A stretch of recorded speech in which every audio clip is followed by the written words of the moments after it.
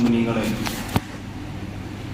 അല്ലാഹുവിൻ്റെ പരിശുദ്ധമാക്കപ്പെട്ട കഅബാലയത്തിലേക്ക് ഹജ്ജിന് വേണ്ടി ലോകത്തിൻ്റെ വിവിധ ഭാഗങ്ങളിൽ നിന്ന് ആളുകൾ എത്തിത്തുടങ്ങി പരിശുദ്ധമാക്കപ്പെട്ട ഹജ്ജ് കർമ്മം ആരംഭിക്കാൻ പോകുന്ന ഒരു സമയത്തിലാണ് നമ്മളുള്ളത്. കഴിഞ്ഞ ആഴ്ചകളിൽ ഒരു വലിയ സംഭവം നടന്നു.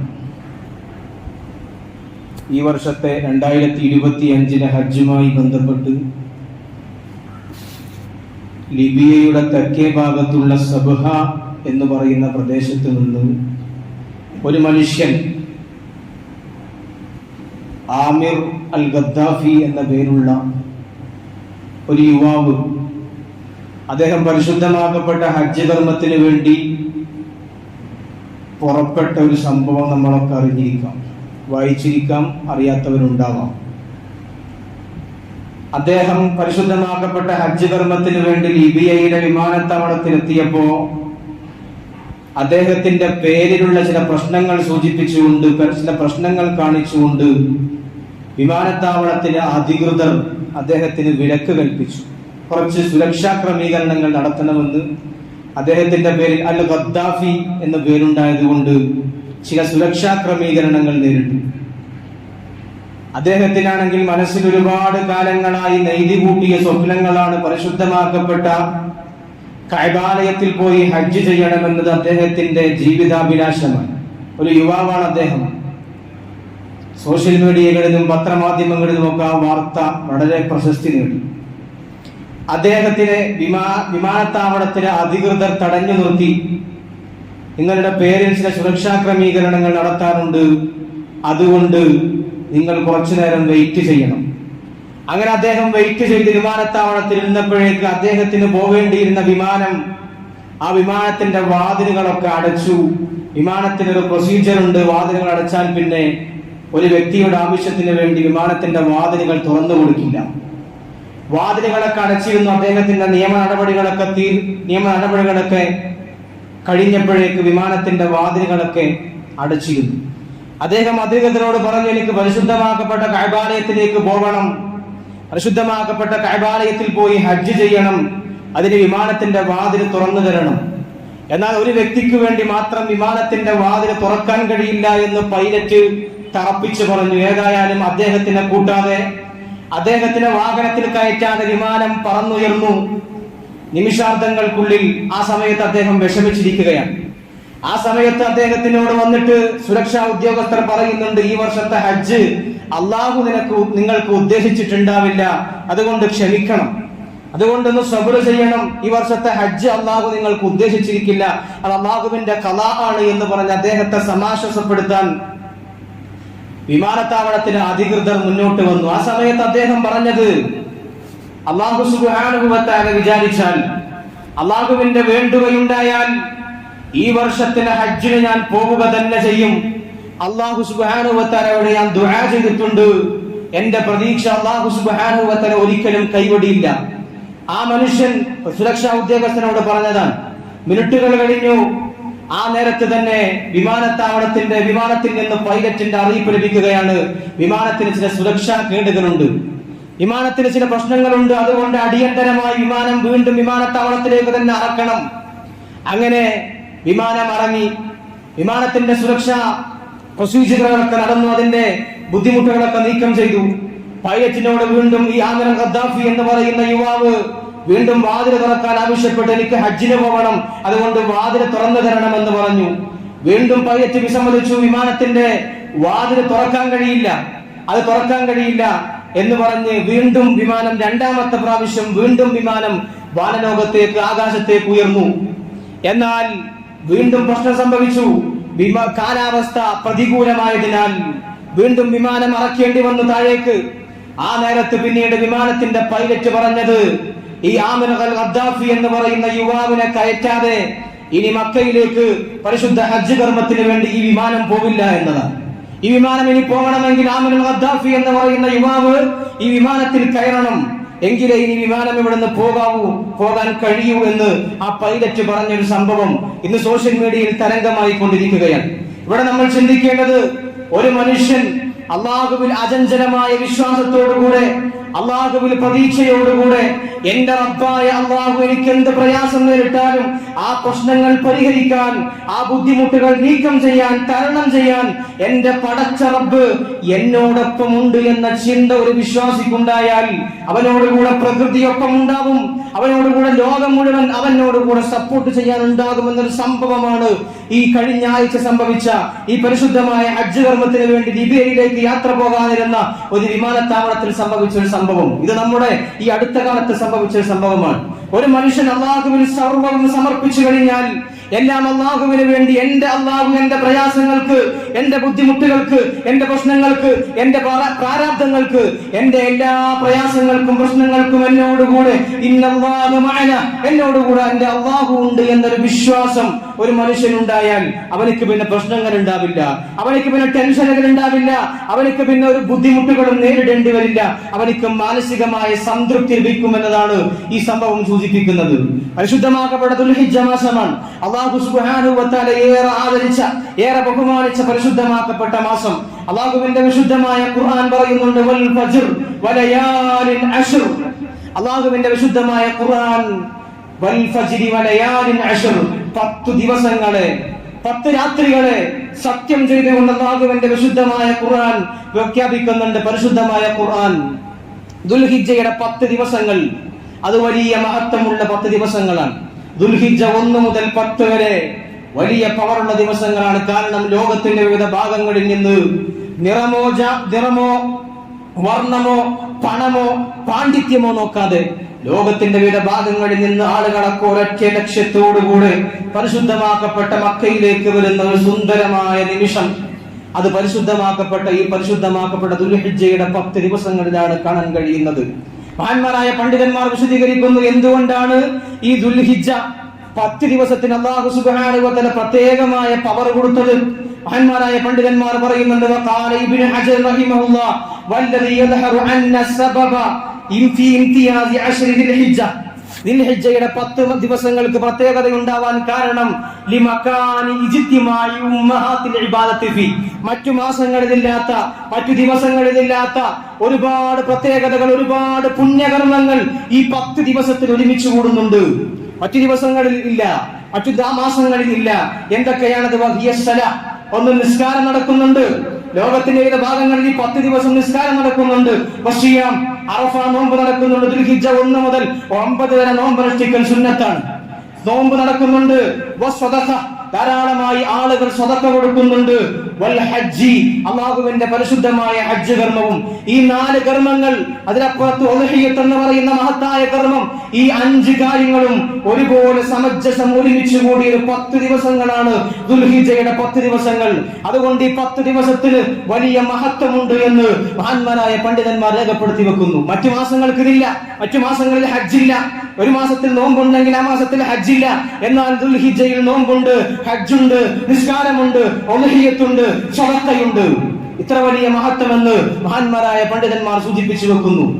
അല്ലാഹുവിന്റെ വിശുദ്ധമാക്കപ്പെട്ട ഖുർആൻ, അല്ലാഹുവിന്റെ ഹബീബായ നബി മുഹമ്മദ് മുസ്തഫ സ്വല്ലല്ലാഹു അലൈഹി വസല്ലം തങ്ങൾ പഠിപ്പിക്കുന്നത്, മാ മിൻ അയ്യാമിൻ അൽ അമലു സ്വാലിഹു ഫീഹിന്ന അഹബ്ബു ഇലല്ലാഹി മിൻ ഹാദിഹിൽ അയ്യാമിൽ അശർ.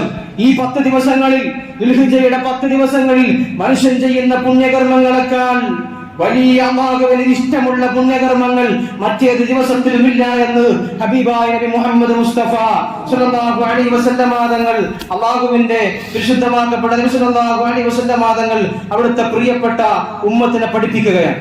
അതുകൊണ്ട് ഈ 10 ദിവസത്തിന് വലിയ മഹത്വമുണ്ട്. അതിനപ്പുറത്ത് ലോകത്തിലെ മുഴുവൻ ആളുകളും ഒരുമിച്ച് കൂടി, എല്ലാ മനുഷ്യരും ലോകത്തിലെ വിവിധ ഭാഗങ്ങളിൽ നിന്ന് എവിടെയൊക്കെ മുസ്ലിം സാന്നിധ്യമുണ്ടോ അവിടെ നിന്നൊക്കെ ആളുകൾ വന്നുകൊണ്ട് ഒറ്റ കേന്ദ്ര ബിന്ദുവിലേക്ക്, അല്ലാഹ് എന്ന കേന്ദ്ര ബിന്ദുവിലേക്ക്, പരിശുദ്ധമാക്കപ്പെട്ട കഅബ ശരീഫ് എന്ന കേന്ദ്ര ബിന്ദുവിനെ മാത്രം ലക്ഷ്യം വെച്ചുകൊണ്ട് ലോകത്തിലെ വിവിധ മനുഷ്യന്മാരൊക്കെ എല്ലാവരും അവിടെ, പണ്ഡിതനുണ്ട്, പാമരനുണ്ട്, പണക്കാരനുണ്ട്, ദരിദ്രനുണ്ട്, എല്ലാവരും ഒരൊറ്റ നിയ്യത്തോടുകൂടെ അല്ലാഹുവിനോട് ദുആ ചെയ്യുന്ന ഒരു സമയം.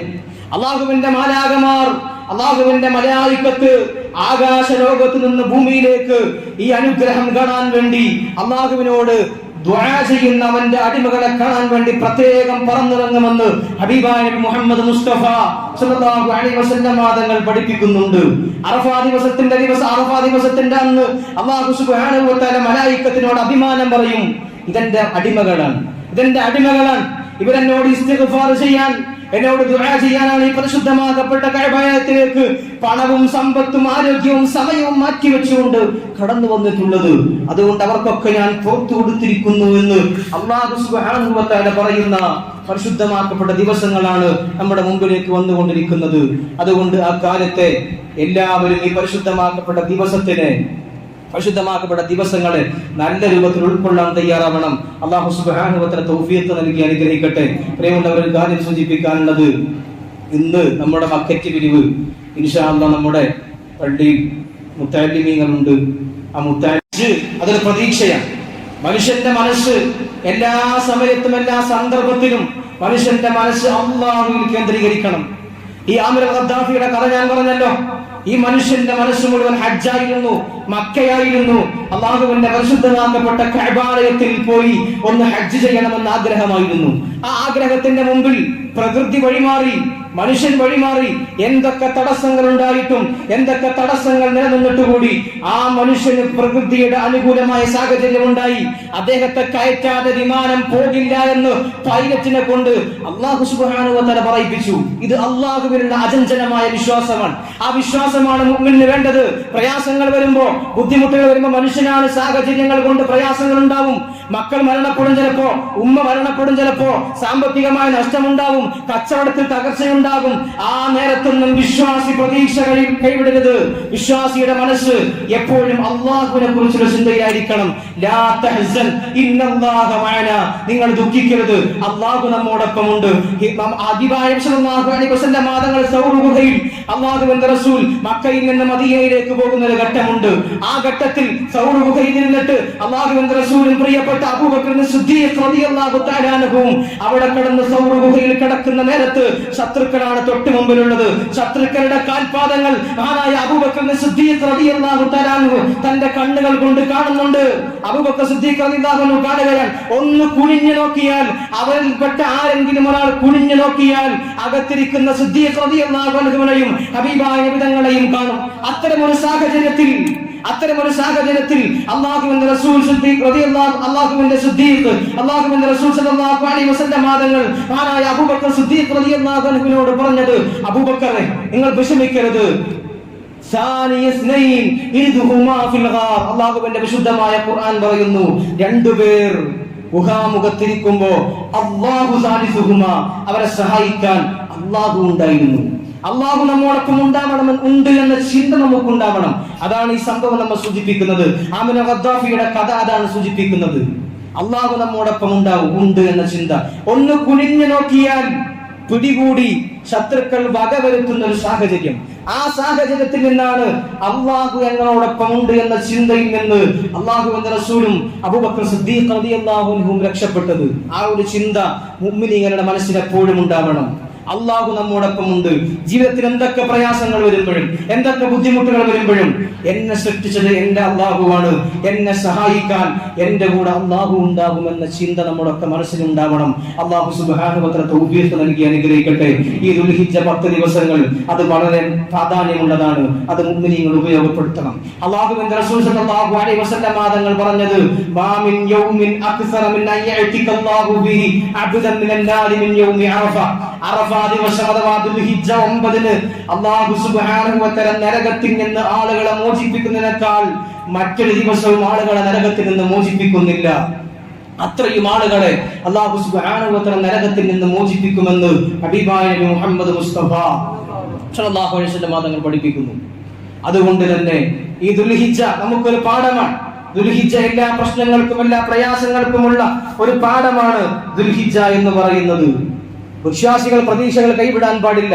വൽ ഫജ്ർ വലയാലിൻ അശ്ർ എന്ന് പറഞ്ഞിട്ട് അല്ലാഹുവിന്റെ വിശുദ്ധമായ ഖുർആൻ ദുൽഹിജ്ജയിലെ 10 രാത്രികളെ സത്യം ചെയ്തുകൊണ്ട് പിന്നീട് പറയുന്നത്, അലം തറ കൈഫ ഫഅല റബ്ബുക ബിആദ് ഇറമ ദാത്തിൽ ഇമാദ് അല്ലതി ലം യുഖ്ലഖ് മിസ്ലുഹാ ഫിൽ ബിലാദ്. അള്ളാഹുവിന്റെ ഖുർആൻ ഈ ദുൽഹിജ്ജ 10 രാത്രികൾ സത്യം ചെയ്തിട്ട് പിന്നീട് പറയുന്നത് ആദ് സമൂഹത്തെ കുറിച്ചാണ്. ആരായിരുന്നു ആദ് സമൂഹം? അള്ളാഹു സുബ്ഹാനഹു വ തആല ഒരുപാട് അനുഗ്രഹങ്ങൾ നൽകിയ സമൂഹം, ഒരുപാട് അനുഗ്രഹങ്ങൾ. അള്ളാഹുവിന്റെ വിശുദ്ധമായ ഖുർആൻ പറയുന്നത് അവരെ പോലത്തെ ആളുകൾ ലോകത്ത് സൃഷ്ടിക്കപ്പെട്ടിട്ട് തന്നെ ഇല്ല എന്നാണ്. വലിയ ആചാനബാഹുകളായ മനുഷ്യന്മാർ, നല്ല ഒത്ത ശരീരവും നല്ല വണ്ണവും തടിയുമുള്ള മനുഷ്യന്മാർ. ആ മനുഷ്യന്മാർ മലകൾ തുറന്നുകൊണ്ട് വീടുണ്ടാക്കി. ആ മനുഷ്യന്മാർ ധിക്കാരികളായി മാറിയപ്പോ ധിക്കാരികളായ സമൂഹത്തെ, അല്ലാഹു സുബ്ഹാനഹു വ തആലക്ക് അനുസരിക്കാത്ത സമൂഹത്തെ, പാവങ്ങളെ, അല്ലാഹുവിന്റെ പ്രവാചകന്മാരെ ഉപദ്രവിക്കാൻ വന്ന സമൂഹത്തെ, ദീൻ ഇസ്ലാമിനെ വന്ന് തകർക്കാൻ വന്ന സമൂഹത്തെ അല്ലാഹു സുബ്ഹാനഹു വ തആല തകർത്തു. അല്ലാഹു സുബ്ഹാനഹു വ തആല തകർത്തു. അല്ലാഹുവിന്റെ ഖുർആൻ പിന്നീട് പറയുന്നത് ഫിർഔന ചരിത്രമാണ് പറയുന്നത്. ദുൽഹിജ്ജ 10 ദിവസത്തിന് സത്യം ചെയ്തിട്ട് ലോകത്തെ ഏതൊക്കെ അഹങ്കാരികളുണ്ടോ, ലോകത്തെ ഏതൊക്കെ തമ്മാടികളുണ്ടോ അവരെയൊക്കെ തകർക്കാൻ അള്ളാഹുവിന്റെ ഒറ്റ വിചാരം മതി എന്ന ചിന്ത ഈ ദുൽഹിജ്ജ നമുക്ക് പകർന്നു നൽകുന്നു. ലോകത്ത് എന്തൊക്കെ രാജ്യത്ത് എന്തൊക്കെ പ്രയാസങ്ങൾ ഉണ്ടായാലും, ഏതൊക്കെ വലിയ അഹങ്കാരികൾ, ഏതൊക്കെ വലിയ ധിക്കാരികളായ ഭരണാധികാരികൾ രാജ്യം ഭരിച്ചാലും മുഅ്മിനീങ്ങളായ നമ്മുടെ മനസ്സിൽ പ്രതീക്ഷയുണ്ടാവണം. ആ പ്രതീക്ഷ എന്നും നിലനിൽക്കണം. അതാണ് വൽ ഫജ്രി വലയാലിൻ അശ്ർ എന്ന് സത്യം ചെയ്തുകൊണ്ട്, ദുൽഹിജ്ജ 10 ദിവസത്തെ സത്യം ചെയ്തുകൊണ്ട് അല്ലാഹു സുബ്ഹാനഹു വ തആല നമ്മോട് സൂചിപ്പിച്ചിരുന്നത്. അതുകൊണ്ട് മുഅ്മിനീങ്ങൾ പ്രതീക്ഷ കൈവിടരുത്. അല്ലാഹു സുബ്ഹാനഹു വ തആല തൗഫീഖ് നൽകി അനുഗ്രഹിക്കട്ടെ. അതുകൊണ്ട് പ്രിയമുള്ള മുഅ്മിനീങ്ങളെ, ദുൽഹിജ്ജ 9 അറഫ ദിവസം വളരെ സുന്നത്തായ നോമ്പുണ്ട്, വളരെ സുന്നത്താണ്. ഹബീബായ നബി തങ്ങൾ പറഞ്ഞത് സൗമു യൗമി അറഫ യുകഫിറു സനത്തൽ മാദിയ വൽ ഖാബില. ദുൽഹിജ്ജ 9 നോൽക്കുന്ന നോൽമ്പ് അത് കഴിഞ്ഞു പോയ ഒരു വർഷത്തെ പാപവും വരാനിരിക്കുന്ന ഒരു വർഷത്തെ പാപവും പൊറുക്കുന്ന നോമ്പാണ്. കഴിഞ്ഞു പോയ ഒരു വർഷത്തെ പാപവും വരാനിരിക്കുന്ന ഒരു വർഷത്തെ പാപവും പൊറുക്കുന്ന നോമ്പാണ് ദുൽഹിജ്ജ 9 നോമ്പ്, അറഫ ദിവസത്തെ നോമ്പ്. അത് നമുക്കൊക്കെ പ്രത്യേകം സുന്നത്താണ്. വെള്ളിയാഴ്ച ദിവസമാണ് അറഫ നോമ്പുള്ളത്, ശനിയാഴ്ചയാണ് നമ്മുടെ പെരുന്നാൾ, നമുക്കൊക്കെ അറിയാം. അതുകൊണ്ട് വെള്ളിയാഴ്ച ദിവസം എല്ലാവരും അറഫ നോമ്പ് അനുഷ്ഠിക്കാൻ ശ്രദ്ധിക്കുക. മഹാന്മാരായ പണ്ഡിതന്മാർ രേഖപ്പെടുത്തുന്നു, നബി തങ്ങൾ പറഞ്ഞത് വരാനിരിക്കുന്ന വർഷത്തെ പാപം കൂടി അള്ളാഹു പൊറുക്കുമെന്നാണ്. വരാനിരിക്കുന്ന വർഷത്തെ പാപം കൂടി പൊറുക്കും എന്ന് പറഞ്ഞത് കൊണ്ടുള്ള ഉദ്ദേശം ആ മനുഷ്യന് ഒരു വർഷത്തേക്ക് കൂടെയുള്ള ആയുസ് കിട്ടും എന്നതാണ് ആ ഹദീസ് കൊണ്ട് സൂചിപ്പിക്കുന്നത് എന്ന് മഹാന്മാരായ ഇബ്നു അബ്ബാസ് റളിയല്ലാഹു അൻഹുവിനെ പോലെയുള്ള പണ്ഡിതന്മാർ വ്യക്തമാക്കി തരുന്നുണ്ട്. അതുകൊണ്ട് ആ നോമ്പ് വളരെ സുന്നത്തുള്ള നോമ്പാണ്. ആ സുന്നത്തായ നോമ്പ് നമ്മുടെ വീട്ടുകാരെ കൊണ്ടൊക്കെ എല്ലാവരെ കൊണ്ടും ആ സുന്നത്തായ നോമ്പ് അനുഷ്ഠിപ്പിക്കണമെന്ന് ഈ സന്ദർഭത്തിൽ സൂചിപ്പിക്കുന്നു. അല്ലാഹു സുബ്ഹാനഹു വ തആല തൗഫീഖ് നൽകി അനുഗ്രഹിക്കട്ടെ.